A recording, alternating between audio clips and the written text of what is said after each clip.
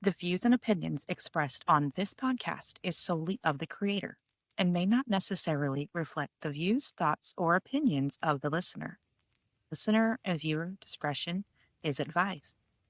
ChatGPTs and AI technologies were not used or harmed in the creation of this podcast.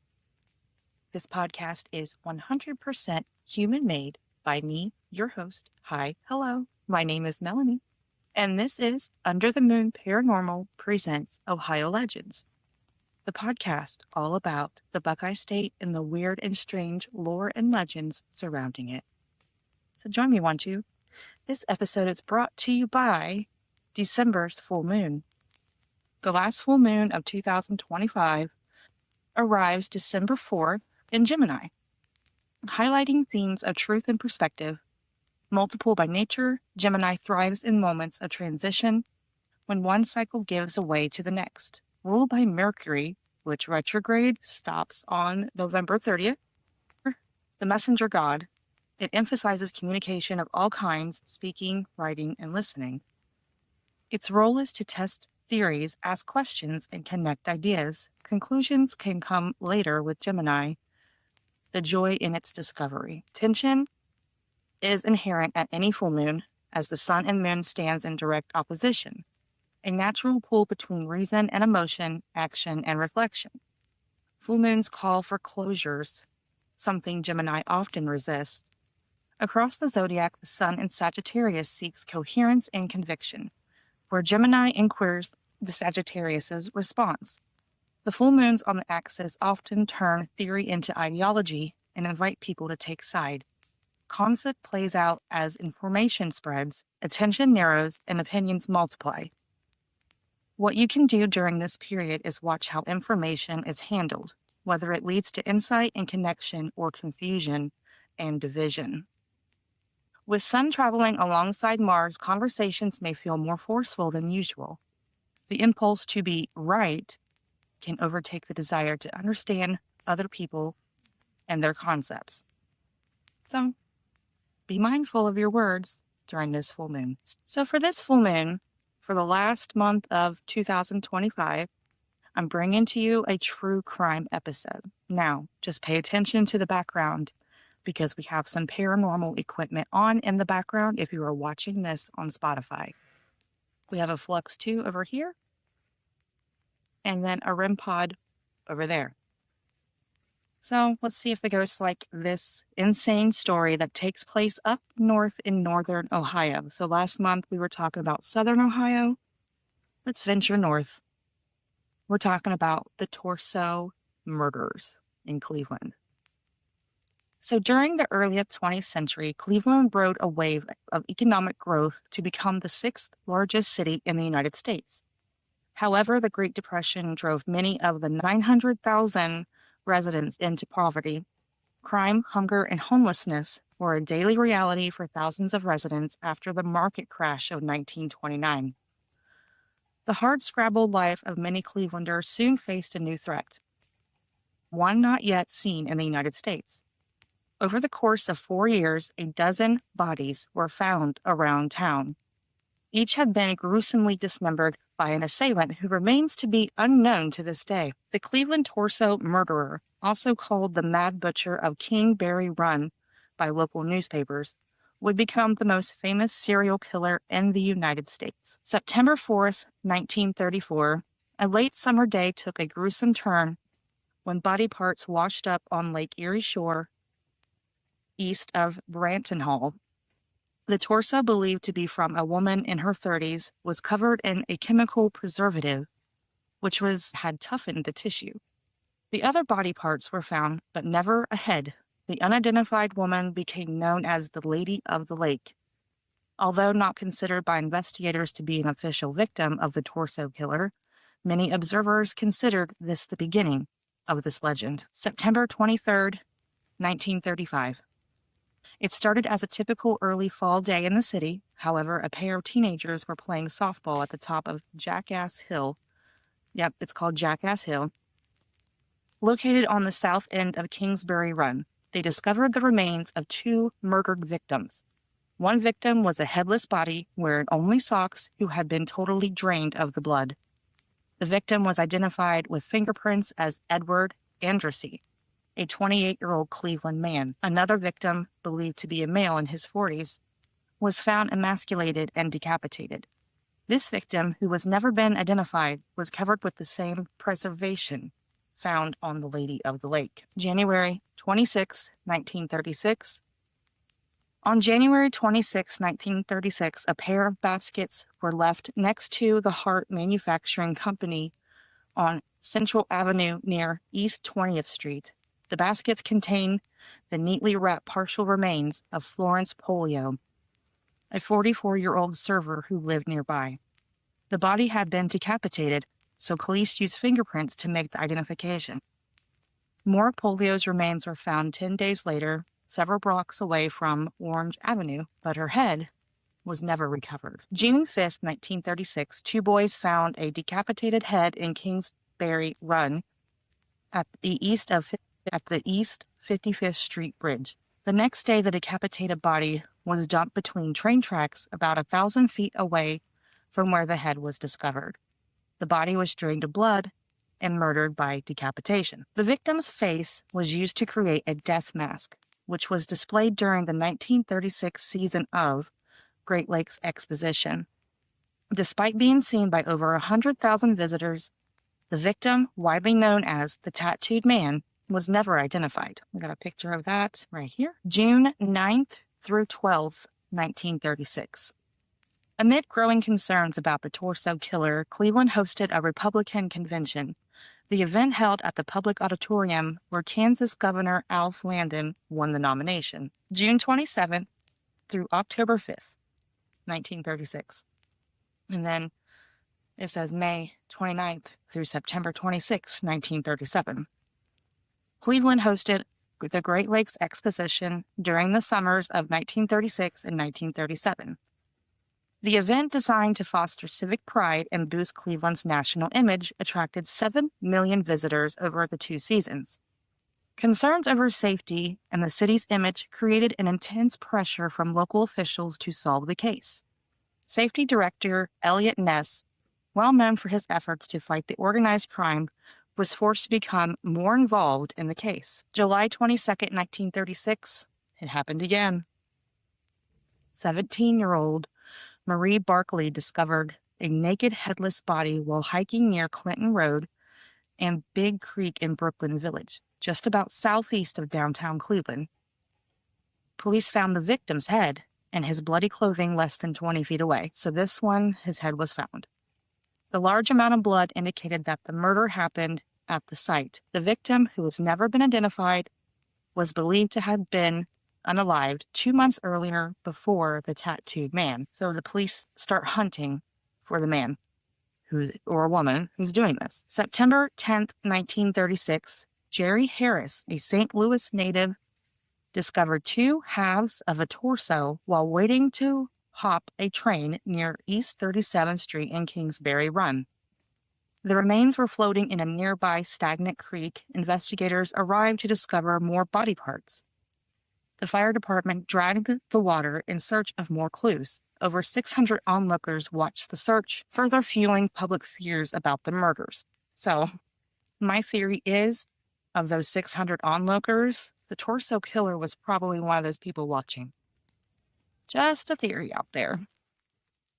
Okay, so I'm going to put a picture here of them dragging the lake with all those onlookers. February 23rd, 1937. Another victim was found by a man who was searching for driftwood. The man found the upper torso of a woman which had washed up near Bratton.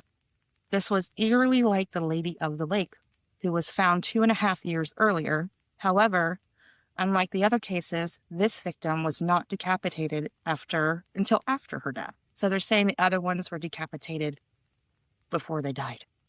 So it might have been their cause of death. The lower torso washed up on the shore near East 30th Street 3 months later. That victim was also never identified. June 6, 1937, a lawyer, a 14-year-old Clevelander, discovered a human skull beneath Lorain Kearney Bridge. When police arrived, their search uncovered a female skeleton in a burlap bag nearby. Police used dental records to identify the subject, which they believed to be Rose Wallace. However, that identification was never officially confirmed. So the police are probing for new clues at this point. So July 6, 1937, members of the Ohio National Guard, which had been called in by the governor due to a labor strike at the Republic Steel, noticed two halves of a torso floating in the Cayuga River. The upper half of the torso was wrapped in newspaper and placed inside a burlap bag. Most of the body, except for the head, was recovered over the next 2 weeks. The victim, a male estimated to be between his mid-30s, was never identified. Again, they're having problems identifying these people back then, of course. Okay, April 1938. A Cleveland WPA worker noticed an object floating near a storm sewer in the Cayuga River. He poked at the item with a stick and discovered it was part of a woman's leg. A month later, police pulled a burlap bag containing the torso and other body parts out of the water. So there's an ongoing theme here with what's going on. Burlap bags around the same area, decapitating people and leaving their torsos. So it's almost like the ice truck killer from Dexter in a way, because he's chopping up bodies. That's very strange. Late May of 19th, an unidentified subject, nicknamed Dr. X, was brought to the Hotel Cleveland for questioning. The subject was widely believed to be Francis Sweeney, a World War I veteran who performed amputations in the field. Sweeney, who lived near Kingsbury Run, fell into alcoholism and depression after the war. Safety Director Elliot Ness led the interrogation, which went on for 2 weeks. The suspect, who had never been on a police radar since 1935, never confessed to the murders. In addition, no physical evidence was found linking him to the crimes. So after they interrogated Dr. X, August 16, 1938, in the late afternoon, 3 scrappers searched for material near a newly completed Lakeshore Boulevard at East 9th Street. One of the men noticed what appeared to be a coat covered with rocks. When he moved the rocks, he was overcome with the stench of human remains. Police found the remains of a second victim nearby in the area visible from Elliot Ness's office. August 18, 1938, Elliot Ness, increasingly frustrated with the lack of progress on the case, took the most extreme action yet. He and 35 police officers conducted a raid in the Kingsbury Run shantytown, where they burned dozens of structures and left hundreds homeless. No clues were found to help to crack the case, and the public reaction to the action was negative.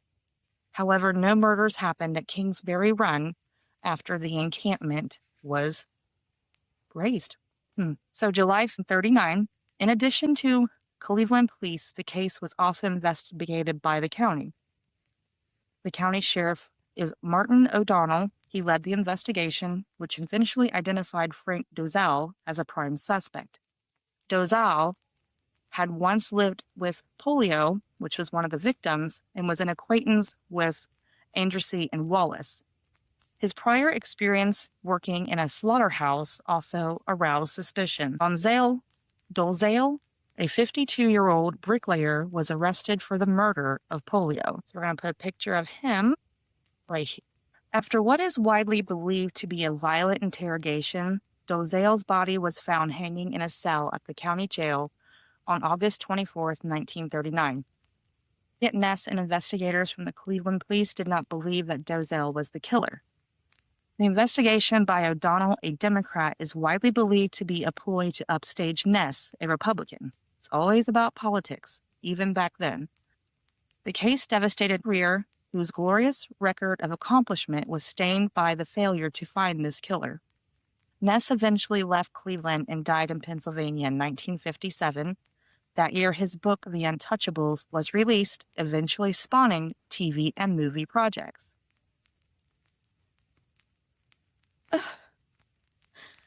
Elliot Ness, are you here listening to your story? So that's kind of cool that The Untouchables was inspired by the man that was trying to find the torso killer. So, after nearly 9 decades, the Cleveland torso murder has never been found. The case is one of the most baffling in the history of U.S. crime that, coupled with the gruesome nature of the murders and the involvement of the legendary Elliot Ness, have fueled interest. It has continued to fascinate both Cleveland local history buffs and true crime aficionados around the world, and is likely to continue doing so for decades to come, especially since it's a true crime unsolved serial killer in Ohio. That's creepy. For more information about the locations of the torso killer's victims, please visit the website Cleveland Torso Murder Map, created by the Cleveland Public Library Map Collection. So, it was between 1935 and 1938 where the torso killer dismembered at least 12 victims, only 2 of which were ever positively identified, and this killer is officially unidentified, yet researchers of today are quite certain who committed these awful, awful crimes. During the 1920s, Cleveland was a city on the rise. The population was booming, with new immigrants from around the globe joining the workforce that served the backbone to the city's industrial and manufacturing economy. The city's wealthy lived in the grand homes along the Millionaire's Row and supported many new educational and cultural institutes. However, Cleveland was hit hard by the Great Depression in 1929 and the 1930s. City leaders helped the struggling citizens and tried to raise communities' morale. The Great Lakes Expedition and the Republican National Conventions were also scheduled, though, for that time, 1936, like I mentioned. So against this backdrop of a large city improving, one of the most gruesome serial killers of all time carried out his acts of horror, distracting the citizens from the city, from the pride and prosperity of the times. So 13 people were murdered over the course of 4 years, beginning in 1934. All of them were decapitated, and most of them were still alive while being decapitated. Then the murders ended abruptly as they began. Although Director Elliot Ness claimed to have solved the crimes, but no suspect was officially identified, and no one was brought to trial. To this day, Kingsbury Run murders remain one of the most sensational and intriguing unsolved crimes of this nation. So a little bit about the location that all these bodies were found. Kingsbury Run is a prehistoric riverbed running from the flats, the area along Cayuga River near Lake Erie, to about East 90th Street. Train and rapid transit tracks still run through the run, bordered on the north by the Woodland Avenue and on the south by the Broadway Avenue. Kingsbury Run was a dark, dreary, dangerous place in the 1930s. The Great Depression and appalling conditions, trash and filth dominating the makeshift hobo jungle, the shanty town that occupied much of the run. These people, most of them transients, often rode the rails to escape the brutal Cleveland winters or simply just to keep moving. The area to just the end of the run was known as the Roaring Third, police precinct home to bars, brothels, flop houses, and gambling dens. In this grim setting, the most notorious murders were going to unfold here. So the theories on who done it. While the case is mostly unsolved, many believe the identity of the murder of Kingsbury Run has been known since the 1930s. So I'm thinking it was Francis Sweeney, Dr. X. It kind of reminds me of Sweeney Todd in a way. Maybe that's where Sweeney Todd was inspired by. This mysterious Dr. X was investigated by the police. No physical evidence was found, but he was an intelligent, skilled, and a very troubled surgeon who lived near Kingsbury Run. Dr. Sweeney had surgical know-how and well access to facilities suited for dismembering bodies. Despite a week-long interrogation and other high-level investigators, he never confessed. However, immediately after he never confessed, he committed himself to a sanatorium. And as soon as he admitted himself to that sanatorium, guess what? No more decapitated bodies. So my theory is that Dr. X, Francis Sweeney, is the torso killer. Let me know what you think in the comments. Okay, so it is that time at the end of every episode where I read some listener submitted stories. And if you would like to submit your own story to this podcast for me to read, just email me at underthemoonparapod@gmail.com and I will read your story on the show. This first story comes from Jess Householder. It says, so my husband doesn't believe in the paranormal. For background, we have touch lamps as a house built in the 1850s. The owner prior to us was an electrician and updated all of the electric. I tend to fall asleep with my son, so he was alone. So one night he woke up at 3 a.m. to the side lamp on. He turned it off. 4 a.m. Both lamps were on and both bathroom doors that he knew he shut were open. He turned off the lamp and went back on a second later. He was also jarred awake by the smell of coffee that was so strong he thought I made a pot of coffee and placed it under his nose. He ended up unplugging the lamps. A few minutes later, he realized his dad's birthday was that day, and he woke up at 4 a.m., and he would make a pot of coffee to drink on his way to work. So the dad was a huge coffee lover. And I told him the veil is thin, and he naturally dismissed it. So, honey, thank you for that story. Your husband was definitely visited by a loved one. So our second story for this episode is from an anonymous poster, and that's okay. If you don't want to tell me your name, when you email me, just say I like to post this anonymously. So this one is pretty good, okay? This one's really good. In 2015, my husband went missing for 3 days. I didn't have any clue of where he could be. On the first night, I fell asleep on the couch around midnight. I was in a deep sleep due to being exhausted mentally from all of it. I woke to his voice telling me, hey, baby, I'm here. Wake up. I love you. So I opened my eyes to a dark room, nothing out of the ordinary. So I realized he wasn't there. And a thought came to myself, wow, of course you'd be having a dream like this during such a difficult time, and dismissed it and fell asleep. The third day, I found out my husband had a heart attack and was in the hospital. When I saw him, he told me, I was in the apartment. Did you see me? Did you hear me? It took me a minute to realize he was talking about that dream I had. Come to find out, it was no dream at all. He described where I was, where our son was sleeping. He said he walked around the apartment and described everything in detail. The doctors informed him that he had passed during the heart attack for a few minutes that night. This is why our bond is unbreakable. He passed and chose to come to us. He could have went anywhere in the universe and decided to come see his family. We have been together for going on 16 years. He's alive and well today. And I asked him what it was like to go somewhere when your body's laying there. And he said he's not sure. That basically he just thought about us and poof, he was in the apartment, like teleportation.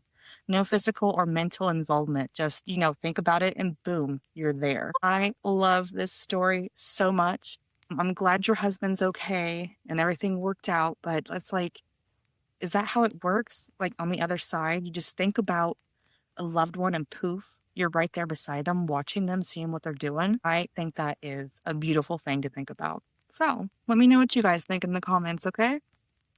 So we're turning the wheel of the year. It's the holiday season. Remember not to spend it with anybody that's toxic and that treats you like shit. I mean, you're your own person. You don't have to spend holidays with people you don't want to. And make sure you spend them with the ones that you do want to spend with. Yeah, Mercury retrograde's over and we're going into 2026. Hopefully, it's a better year for everybody.